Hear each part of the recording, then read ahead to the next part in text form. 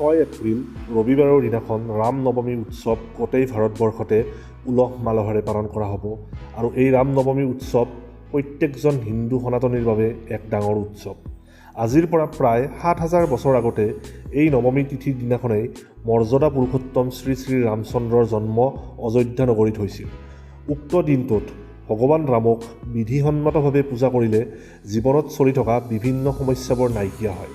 গতিকে ৰাম নৱমী তিথিৰ দিনাখন আপোনালোকে ৰাতিপুৱা গংগাজল নাইবা তুলসী মিশ্ৰিত পানীৰে স্নান কৰি শুদ্ধ বস্ত্ৰ পৰিধান কৰি ঘৰৰ ওচৰৰ যিকোনো ৰাম মন্দিৰলৈ যাওক, নাইবা হনুমান মন্দিৰলৈ যাওক, নাইবা ঘৰতে ভগৱান শ্ৰী ৰামচন্দ্ৰৰ ফটোৰ সন্মুখত এগছি ঘিৰ চাকি জ্বলাই হালধীয়া ফুলৰ মাল্য নাইবা ৰঙা ফুলৰ মাল্য ভগৱান শ্ৰী ৰামচন্দ্ৰক আৰু তেখেতৰ পত্নী সীতাক আগবঢ়াওক।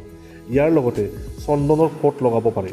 লগতে প্ৰসাদ হিচাপে পায়স আৰু ঋতুজনিত যিকোনো ফল ভগৱান শ্ৰী ৰামচন্দ্ৰক আগবঢ়াওক আৰু পায়সৰ লগত নিশ্চয় তুলসী পত্ৰ আগবঢ়াব, কিয়নো তুলসী পত্ৰ অবিহনে ভগৱান ৰামচন্দ্ৰৰ পূজা অধৰুৱা হৈ থাকিব।